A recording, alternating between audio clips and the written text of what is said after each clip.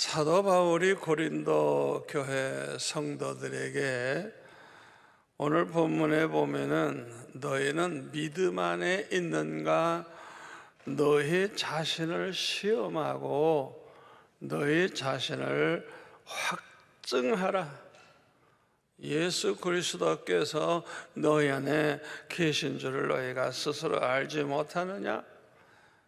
그렇지 않으면 너희는 버리운 자들이라.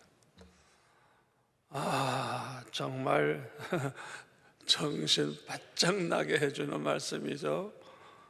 얼마나 중요한 말씀을 했는지 몰라요. 이 말씀은 우리가 항상 마음속에 두고 자기가 자기에게 물어봐야 돼요. 내가 지금 믿음 안에 있는가? 또 우리 주님이 내 안에 계시는가?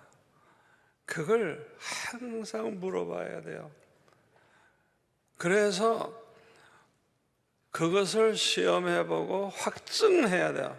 아주 그냥 주님이 나와 함께 하시는구나, 주님이 내 안에 계시는구나, 그걸 확증을 우리가 하면서 그렇게 살아야 됩니다.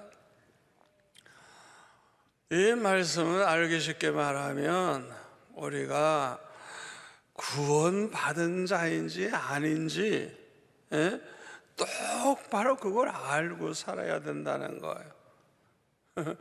자기가 구원받았는지 구원받지도 못했는지 그것도 모르고 평생 교회 다니면 뭐 하겠어요? 생각해 보라고요. 우리가 죽은 다음에 주님 앞에 갔을 때 나는 널 모른다, 그러면 끝나는 거예요. 가기 전에 확인해야지. 가기 전에 세상에 있을 때 확인해야지. 정말 우리가 정신 차려야 됩니다. 우리가 구원받으려고 하면 믿음이 있어야 됩니다. 그래서 믿음은 아주 그냥 보배 중에 보배예요. 여러분, 다른 거는 다 포기하고 잃어버려도요, 이 믿음만은 목숨 바쳐 지켜야 돼요. 절대 믿음 잃어버리면 안 되는 거예요. 그런데 우리가 믿음을 가지게 되는 것은 하나님의 은혜로 되는 거예요. 내가 믿음을 가지게 되는 것. 그리고 이 하나님의 은혜로 믿음을 가지게 되고 따라서 이 믿음으로 구원을 받게 되기 때문에 이 믿음을 가지게 되는 것은 정말 은혜 중에 큰 은혜예요. 여러분, 그거 하셔야 돼요. 그래서 우리는요, 예수 믿게 된 거 정말 감사해야 돼요. 그래서 에베소서 2장 5절에 보면 우리가 은혜로 구원을 받은 것이라. 은혜로. 믿음 자체를 가지게 된 게 하나님의 은혜니까 하나님의 은혜로 내가 예수 믿게 되고 구원을 받은 것이라는 것입니다. 그리고 에베소서 2장 8절에 보면 뭐라 그랬어요? 너희는 그 은혜에 의하여 믿음으로 말미암아 구원을 받았으니 이것은 너에게서 난 것이 아니요 내 스스로 그렇게 믿어지는 게 아니래요. 하나님의 선물,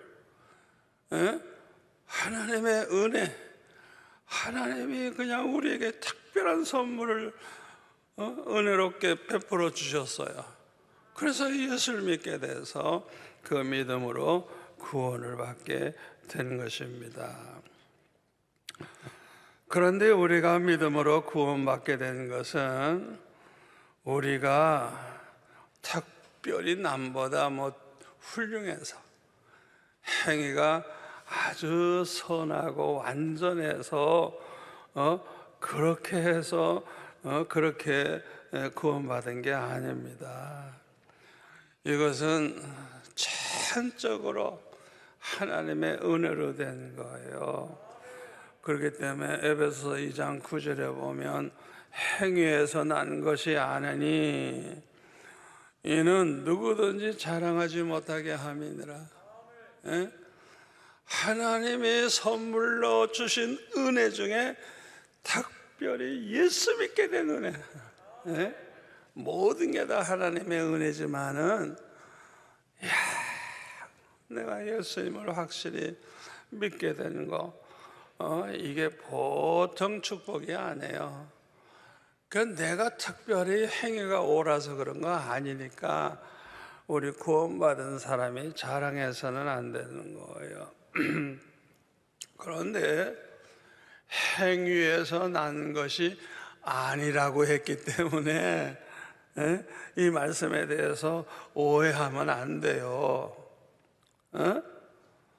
행위는 아무래도 괜찮다, 그런 뜻이 아닙니다. 여러분, 이거 오해하면 안 돼요. 우리가 믿음으로 구원받았지 행위로 구원받은 게 아니라니까. 행위는 뭐 우리가 죄를 지어도 되고 뭐 아무렇게나 살아도 된다, 그런 건 이단입니다. 이단. 그걸 우리가 알아야지. 이거 해석을 잘못하면 큰일 나요. 이 말씀은 우리가 예수님처럼 살아서 그냥 행위가 완전해서 그냥 지옥 갈래야 갈 수가 없는 거예요. 그렇게 행위로 구원받은 게 아니라는 거예요. 그 말이에요. 아니, 이 세상에 완전한 인간이 어디 있어요? 예수님처럼 살 수 있는 사람은 어디 있어요? 그러니까 우리가 조금 더 부족함이 없어서 행위가 완전해서 그래서 구원받은 게 아니라는 거예요. 우리가 완전할 수 있다면 예수님이 십자가 지실 필요 뭐 있어요? 내 행위로 구원받으니까. 그런데 이 세상에 의인은 하나도 없어요. 다 죄인이에요. 다 죄가 있어요. 마음으로도 죄를 범하. 우리가 얼마나 평생 죄를 많이 범합니까? 그러니까 우리는 믿음으로 구원을 받게 되는 것이라는 것입니다. 우리는 예수 믿어서 구원받은 하나님의 자녀가 됐기 때문에 하나님의 자녀답게, 천국 백성답게 구원받았기 때문에 그렇게 살아야 되는 거야. 알았습니까? 우리가 예수 믿어 구원받았기 때문에 천국 갈 사람들이기 때문에 하나님의 자녀들이기 때문에 하나님의 자녀답게 살아야 돼요.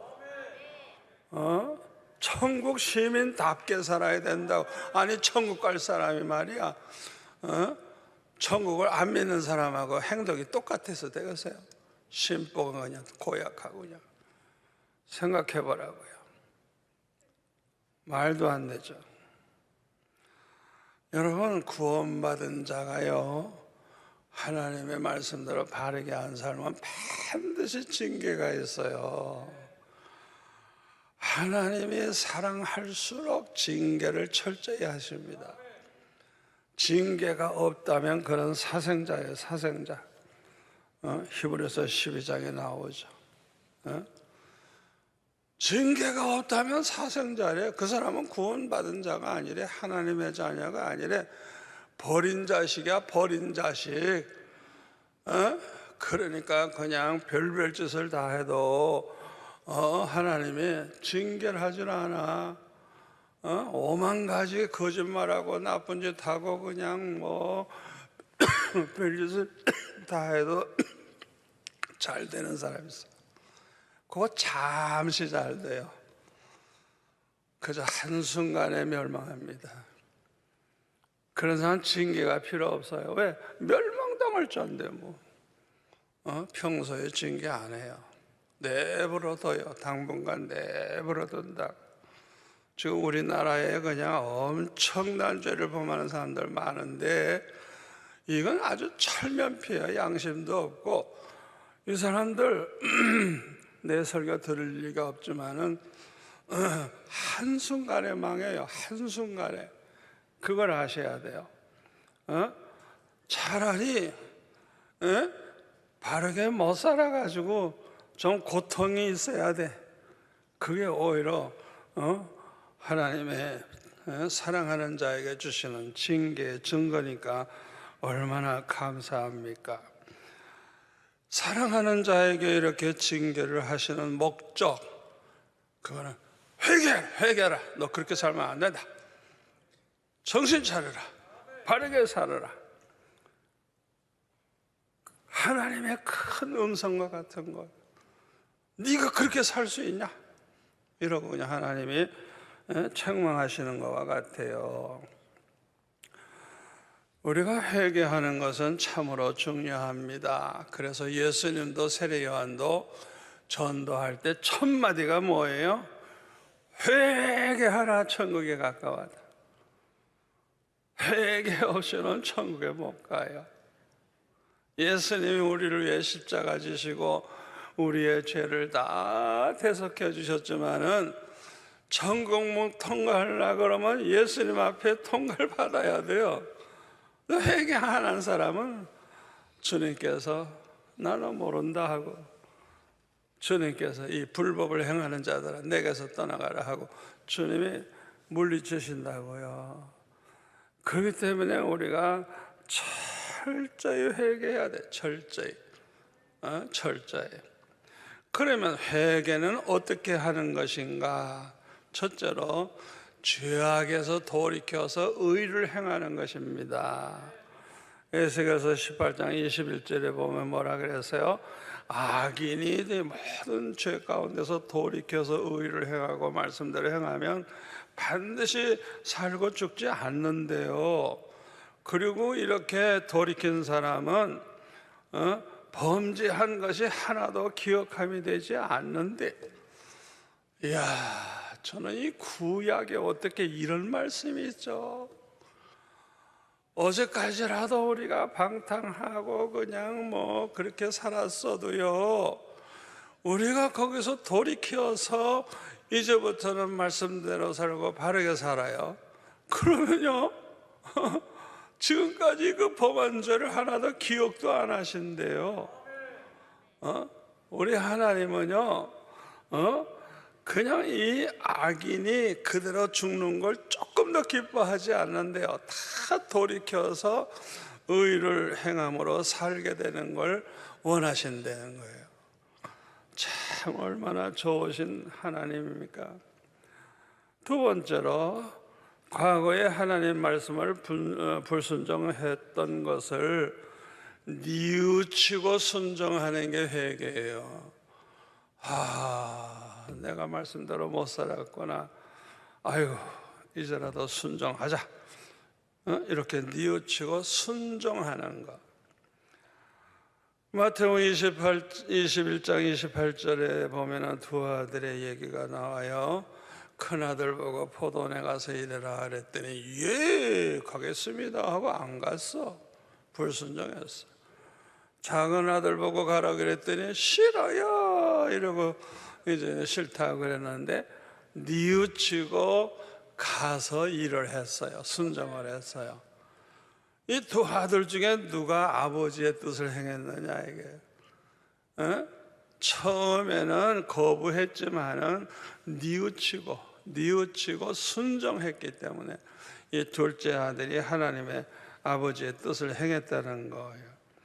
그러면서 마태복음 21장 31절 32절에 보면은 이 대제사장들, 장로들, 이 사람들은요 도무지 뉘우치질 않아. 끝까지 뉘우치지 아니했다 그랬어요. 그러니까 끝내 뉘우쳐 믿지 아니하였도다.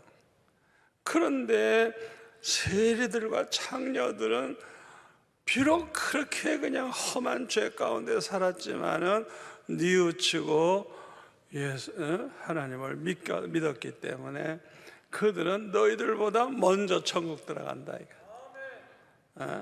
차라리 대제사장이나 그 장로들은 못 들어가도 이 세리들과 장녀들은 오히려 하나님 나라 들어간다는 거예요. 세 번째로는 하나님을 떠난 사람이 하나님께로 돌아오는 게 회개예요. 돌아오는 거, 하나님께 돌아오는 거. 하나님을 떠났던 사람. 누가복음 15장 7절에 보면 한 사람이 회개하고 돌아오면 어떻게 돼요? 회개할 것 없는 의인 99을 인해서 기뻐하는 것보다 더 기뻐하신다. 그러니까 죄인들이 돌아오면 돼. 회개하면 돼. 돌아오면 된다고요. 누가복음 15장 11절 이하에 보면 탕자의 비유에 나오잖아요. 이 둘째 아들 얼마나 못된 아들이야. 아이고, 그런데 이 아들이 뉘우치고 아버지께 돌아오니까 아이고, 아버지는 과거의 잘못을 묻지를 않아. 너 내가 준 거 가지고 무슨 짓 했냐 묻지도 않아. 무조건 끌어안고 입을 맞추고 그냥 제일 좋은 옷으로 갈아입히고 신발 신겨주고 금가락지 껴주고, 이 아들은 죽었다 사는 아들이라고, 잃어버렸다 찾은 아들이라고 성아지 잡아가지고 막 잔치를 해주는 거예요. 그만큼 하나님이 기뻐하시는 거예요. 우리가 회개하는 거, 이게 얼마나 큰 축복인지 몰라요.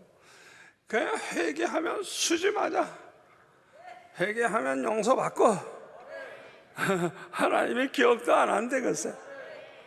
이야, 세상에 이렇게 수지 맞는 게 어디 있어요. 그러니까 우리는 날마다 매 순간 그때마다 철저히 회개하면 얼마나 수지 맞아요. 그런데 많은 사람들은 그렇게 회개하지 않아요.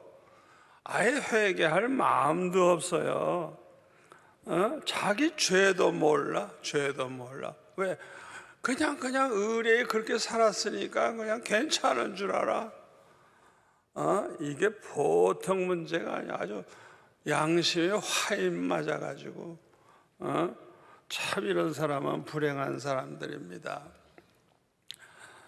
여러분, 예수님 십자가 지실 때 양쪽에 강도가 있었죠. 평생 사람 거 빼앗고 죽이고 강간하고 별짓을 다 한 악독한 인간입니다. 아니, 그런데 그 한 강도가 글쎄 회개하고 예수님을 그 당신의 나라에 임하실 때 나를 기억해 달라고 그렇게 부탁하니까, 너는 오늘 나와 함께 천국에 있으리라. 이야, 여러분, 회개하면 수줍하자 그냥. 평생 그렇게 강도짓을 하고 산 사람이 그냥, 이야, 용서만 받는 게 아니에요. 죄를 안 범한 사람처럼 하나님은 기억을 하지도 않아. 그러니까 이렇게 좋은 회개를 왜 안 해? 왜 지체하고 살아요? 그냥 우리는 날마다 그냥 회개하면서 살아야 돼요. 여러분, 베드로는요, 예수님을 모른다고 3번이나 부인했죠. 세상에 이런 못된 인간 어디 있어요? 그런데 통곡하며 울며 회개합니다. 다구는 소리 듣자마자 그냥. 그러나 가룟 유다는요, 은 30냥 받고 예수님 팔아 넘겼는데 목매달아 죽었어요. 회개 안 해요. 지옥 갈 인간들은 회개 안 해요. 회개 안 한다고요. 여러분, 회개하게 되는 것 자체가 축복입니다. 그걸 우리가 알아야 돼요. 이 사두개인들, 바리새인들, 서기관들, 이 사람들도 성경에 보면 회개하지 않았어요. 그래서 마태복음 23장 33절에 보면 이 뱀들아, 독사의 새끼들아, 너희가 어떻게 지옥의 판결을 면하겠느냐. 회개 안 하니까, 회개 안 하니까 지옥의 판결을 어떻게 면하겠냐. 이 독사의 새끼들, 마귀 새끼라는 거죠. 세례 요한이 요단강에서 물 세례를 줄 때 그 마태복음 3장 6절에 보면 대부분이 자기들의 죄를 자복하고 세례를 받았다 그랬어요. 그런데 바리새인들과 이 사두개인들도 오는데 보니까 이 사람들은 회개를 안 해, 회개를 안 해. 그러니까 그냥 이 세례 요한이 책망을 하죠. 이 독사의 자식들아, 누가 너희를 가르쳐 임박한 진로를 피하라 하더냐. 그러므로 회개에 합당한 열매를 맺어라. 이미 도끼가 나무 뿌리에 놓였으니 좋은 열매 맺지 아니하는 나무마다 찍혀불에 던져지리라. 이렇게 책망을 했습니다. 요한복음 1장 12절에 보면은 영접하는 자, 주님을 영접하는 자, 그 이름을 믿는 자들에게는 하나님의 자녀가 되는 권세를 줬다 그랬어요. 그런데 많은 사람들은 예수님을 아예 영접하려고 하지도 않고 그 이름을 믿으려고도 안 해요. 그런데 극소수지만은 예수님을 영접하는 사람이 있는 거예요. 그 이름을 믿는 사람들이 있는 거예요. 이 사람들만 하나님의 자녀가 되는 권세를 얻게 되는 거예요. 이거는 전적으로 하나님의 은혜로 되는 거예요. 그래서 요한복음 1장 13절에 보면 이는 혈통으로나 육정으로나 사람의 뜻으로 나지 아니하고 오직 하나님께로서 난 자들이라. 특별히 그 혈통이 예수 믿는 혈통이 아니야. 육정으로 예수 믿게 된 것도 아니고 사람의 뜻으로 된 것도 아니고 하나님께로부터 난 자들이라. 에베소서 1장 4절에 보면 곧 창세전에 그리스도 안에서 우리를 택하사, 창세전에요, 세상에 우리가 태어나기도 전입니다. 우리로 사랑 안에서 그 앞에 거룩하고 흠이 없게 하시려고 그 기쁘신 뜻대로 우리를 예정하사 예수 그리스도 말미암아 자기 아들들이 되게 하셨으니, 창세전에 택함 받은 이 사람들, 이런 사람들이 예수를 믿게 돼요. 영원히 하나님과 함께 살기로 작정된 사람들. 그래서 사도행전 13장 48절에 보면 뭐라 그랬어요? 맨 끝에 영생을 주시기로 작정된 자는 다 믿더라. 아멘. 예수님을 영접하고 예수님을 믿는 사람 누가 한다고요? 이미 창세전에 택함 받은 그 사람들, 영생을 주시기로 작정된 그 사람들이 예수를 믿는다는 거예요. 마태복음 16장 16절에 보면 베드로는 예수님께서 너희는 나를 누구라 하냐 할 때 주는 그리스도시요 살아계신 하나님의 아들이십니다 이러고 이제 고백을 했어요. 그런데 이렇게 예수님을 똑바로 알고 신앙 고백을 하게 되는 것은 하나님의 은혜로 그렇게 되는 거예요. 그래서 그 다음 절에 보면 예수께서 대답하여 이르시되 바요나시오나 내가 복이 있도다. 이를 내게 알게 한 이는 혈육이 아니요 하늘에 계신 내 아버지시라. 베드로가 예수님이 누군지 똑바로 알게 된 거. 그래서 그 예수님이 누군지 똑바로 알고 그렇게 신앙 고백을 하게 되는 거. 이렇게 알게 해주시는 혈육 사람이 아니라는 거예요. 하늘에 계신 내 아버지시니라. 하나님 아버지께서 그걸 계시하시고 알게 해주셨다는 거예요. 전적으로 하나님의 은혜로 된 것이죠. 그런데 우리가 예수님을 믿을 뿐만 아니라 예수 그리스도가 우리 안에 이 계신 거, 우리가 항상 모시고 사는 거, 이거를 우리가 확증할 수 있어야 되거든요. 그거 모르는 사람은 버림받은 자라 그랬거든요. 여러분, 이것도요 성령으로 말미암아 되는 거예요. 고린도전서 12장 3절에 보면 성령으로 말미암지 않고는 아무라도 예수를 주시려 할 자 없다 그랬어요. 그리고 요한복음 14장 16절에 보면 예수님 말씀하시길 내가 아버지께 구하겠으니 그가 또 다른 보혜사를 너에게 주사 영원토록 너희와 함께 있게 하리니 그는 진리의 영이라 세상은 능히 그를 받지 못하나니. 예수 안 믿는 사람은 이 성령을 못 받아요. 이는 그를 보지도 못하고 알지도 못함이라. 이 성령을 모릅니다. 우리에게 주셔서 영원토록 우리와 함께 있게 해주시는 이 보혜사 성령을 세상 사람은 몰라요. 그러나 너희는 그를 아나니 어떻게 알아? 그는 너희와 함께 거하심이요 또 너희 속에 계시겠습니다. 그래서 알게 되는 거예요. 항상 우리 안에 계시고 함께 해주시니까 알게 되는 거예요. 그리고 18절에 내가 너희를 고아와 같이 버려두지 아니하고 너에게 오리라. 절대로 너희들이 부모 없는 고아와 같이 내버려두지 않고 내가 반드시 너에게로 오리라. 우리 예수님은 하나님 보좌 우편에 계시는데 우리를 고아와 같이 버려두지 않고 오신대요. 어떻게 오세요?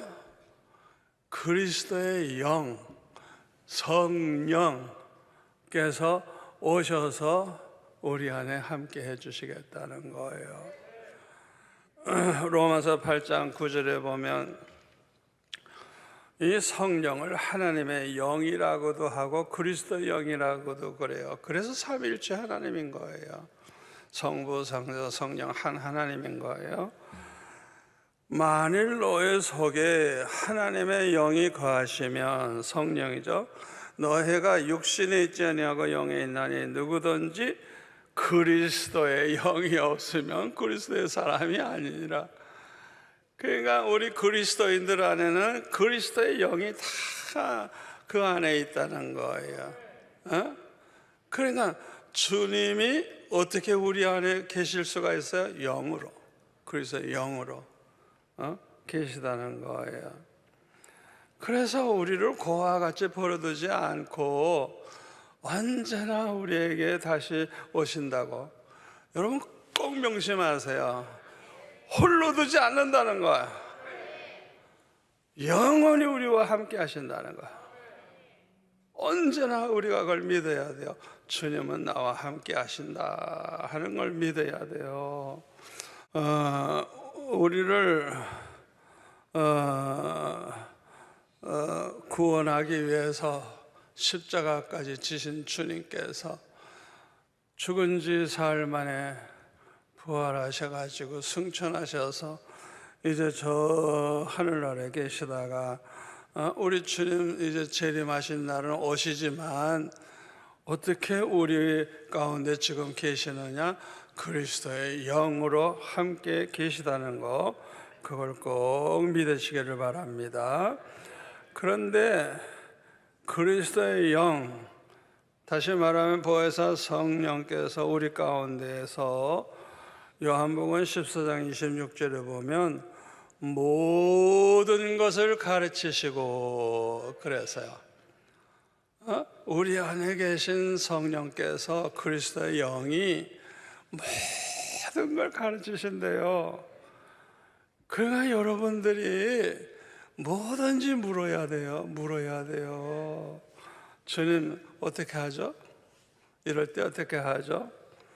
내가 어떻게 하면 좋겠어요? 하고 항상 물어보라고. 모든 걸 가르치시는 분이에요. 가르치신다는 거예요. 그래서 그 요한계시록 2장 29절 같은 데도 이제 보면은 귀 있는 자는 성령이 교회들에게 하시는 말씀을 들을지어다. 소아시아 7교회를 향해서 쭉 말씀하시면서 마지막으로 하시는 말씀이 뭐냐? 주님이 하시는 말씀이에요. 귀 있는 자는 성령이 교회들에게, 이 성도들에게 하시는 말씀을 들으라고. 그러니까 평소에 성령이 말씀해 주시는데 왜 그걸 못 듣느냐? 그걸 들으면서 항상 물어보고 살라는 거예요. 어떻게 할까요? 내가 떠날까요? 말까요? 항상 그게 얼마나 중요한지 모릅니다. 우리가 이렇게 우리 안에 계셔서 말씀해 주시잖아요. 보이지는 않는데 형상은 안 보이는데 그 말씀을 해 주시는 거라. 그것을 자꾸 체험해 보세요. 의심할래야 할 수가 없어요. 의심할래야 할 수가 없다니까요. 그러니까 항상 나와 함께 하신다는 걸 알 수 있는 거예요. 여러분, 사도 바울이 그렇게 살았잖아요. 그러니까 그렇게 많은 환난과 핍박 당하면서도 항상 기뻐할 수 있었던 이유가 뭐예요? 주님이 늘 함께 하시고 말씀해 주시고 그렇게 해 주시니까 너무 좋은 거야. 왜? 주님이 함께 하시는 걸 아니까. 요한복음 14장 21절에 보면 나의 계명을 지키는 자라야 나를 사랑하는 자니 나를 사랑하는 자는 내 아버지께 사랑을 받을 것이요 나도 그를 사랑하여 그에게 나를 나타내리라. 주님이 안 보이는데 보이는, 마치 내 안에 이렇게 계신 것처럼 주님이 자꾸 나타내 주시는 방법이 뭘까요? 말씀으로. 필도야, 내가 널 사랑한다. 내가 어느 교회로 갈까요? 주님께서 부산으로 가라고 수천 수만 명의 환상을 보여주시면서 이 형태들 버리고 네가 어디로 가겠니? 그렇게 말씀을 해주셔서 내가 여기 와 개척한 거예요. 나는 부산 촌놈 아니에요. 서울 사람이에요. 서울에서 5개에서 오라 그러는데 서울에 있어야지 왜 부산에 와요? 엉뚱하게 주님께서 그냥 말씀을 하시는 거예요. 그 저는 평생 주님이 말씀해 주시는 걸 알기 때문에 주님 말씀해 주시면 꼼짝 못해. 그냥 꼼짝 못해. 무조건 순종하네. 무조건. 이야, 하나님이 얼마나 기뻐하시고 축복하시는지, 모든 걸 다 책임져 주시고 얼마나 좋은지. 제가 신학교 다닐 때 너무 실망을 해가지고 밤낮 그만둘 생각만 하는 거야. 아이고, 내가 왜 이런 신학교에 왔지 하고. 아이고, 주님이 결국 저보고 그러세요. 너는 겸손만 배우면 된다. 겸손만 배우면 된대요. 배울 게 없어도. 그러니까 꼼짝없이 그냥 말없이 끝까지 졸업을 했죠. 제가 이 성전도 다 짓고 이제 입당하기 전에 그냥 마음이 불안하고 그냥 앞으로 올 환난을 생각하니까 앞으로 우리 교회가 제일 큰 교회가 될 건 뻔한데 모든 공격을 우리가 받겠구나.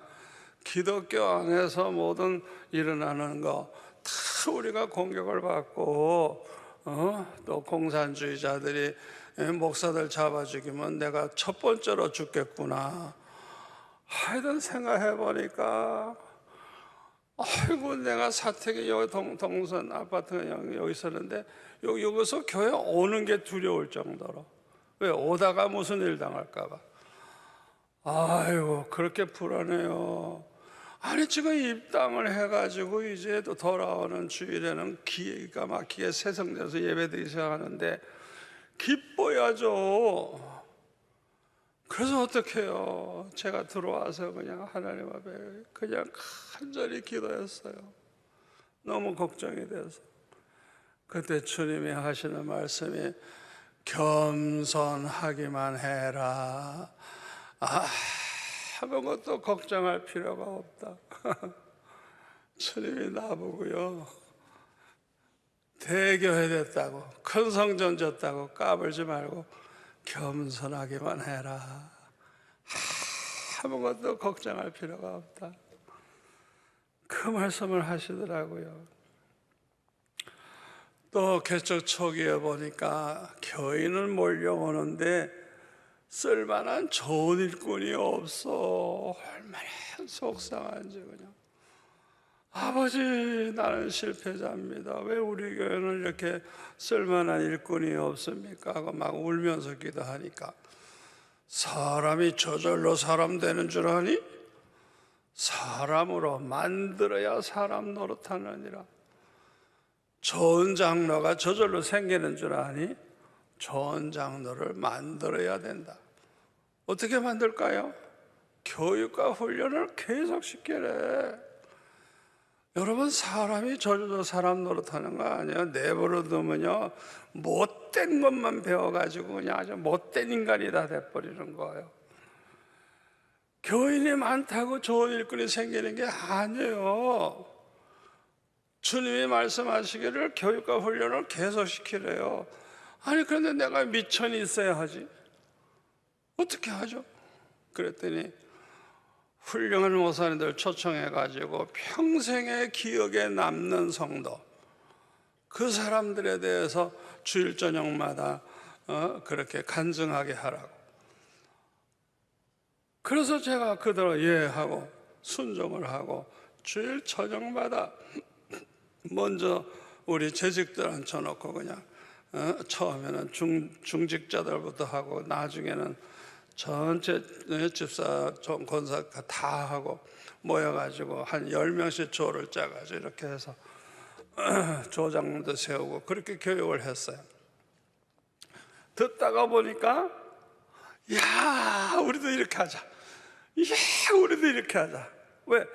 하도 좋은 감동적인 얘기를 많이 들어놓으니까 그렇게 매년 연초에서 6월 초까지, 왜 6월 초에 임직식을 하니까 이야 그래가지고 그분들이 다 내가 장로가 되면 내가 집사가 되면 이렇게 섬기겠다고 다 써내게 하고 간정부도 써내고 가족사진도 붙이고 매년 책 한 권씩 나왔어요. 이 자리에 연세 많은 분들 그거 다 쓰셨죠? 이야 제가 이래라 저래라 할 필요가 없어. 그냥 알아서 다 하는 모든 걸 알아서. 야, 그러니까 우리 교회 같이 복받은 교회가 없어. 어떻게 비밀이 뭐예요? 주님이 가르쳐 주셨어요. 주님이 가르쳐 주셨다고요. 저는요 책망도 많이 들었어요. 요한복음 16장 8절에 보면은 책망하신다 그래서 성령. 어떻게 성령께서 사랑하는 주의 종을 내버려 두겠어요? 잘못됐으면 그냥 책망해야지. 얼마나 책망을 드는지 몰라요. 제가 이 생각만 조금만 잘못해도 잘못된 생각해도 즉시 그냥 책망이 오는 거예요. 제가 개척 초기에 하도 그냥 성도들이 몰려오니까 그냥 뭐 어떤 해는 1년에 2배씩 늘어나.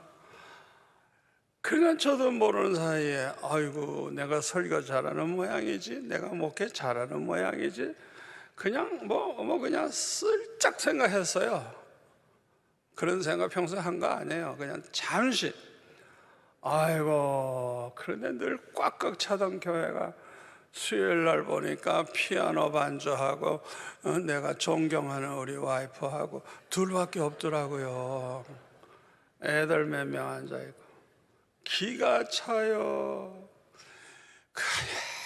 그날 하나님 앞에 아버지 내 죄를 가르쳐 주세요.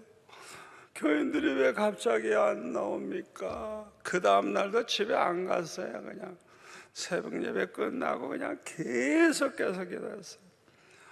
아버지 내 죄를 좀 가르쳐 주세요 하면서 막 그냥 하나님 앞에 용서해 달라고 기도하니까 네가 해 내가 하지, 네가 해 내가 하지, 네가 해 내가 하지. 이 교회는 네가 세운 게 아니라 내가 세웠다. 네가 설교자라고 목회자라서 모이는 게 아니다. 내가 내 백성들을 모아주는 것이다. 이야, 그래서 제가 이제부터는 주님이 당회장이십니다.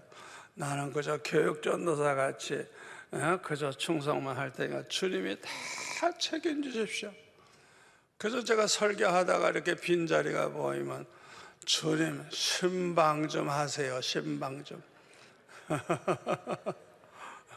누가 나 같은 목사 설교 들으러 오겠습니까? 주님이 보내주지 않으면 올 사람 없습니다.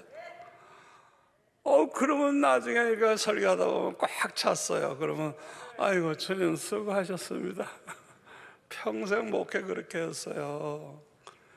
완전히 주님과 함께 주님을 당회장으로 모시고 그렇게 했어요. 여러분들, 우리 하나님께서는요 우리가 마음속에 무슨 생각을 하고 있는지 그걸 아주 중요하게 보십니다. 그래서 우리가요 하나님을 기쁘시게 하는 좋은 생각을 하면서 사셔야 돼요. 우리 마음을 항상 저울질해 보세요. 이 마음가짐이 너무너무 중요해요. 저는 그 6학년 때 예수 믿고 은혜 받고 구원의 확신을 가진 다음에 주님 만난다고 하는 확신을 가지게 되니까 이야, 주님을 만날 때 그냥 필도야 이러고 그냥 안아주시는 거, 그걸 상상해 보면서 그렇게 주님 만나면 얼마나 좋을까. 그 어린아이가 그런 생각했어요.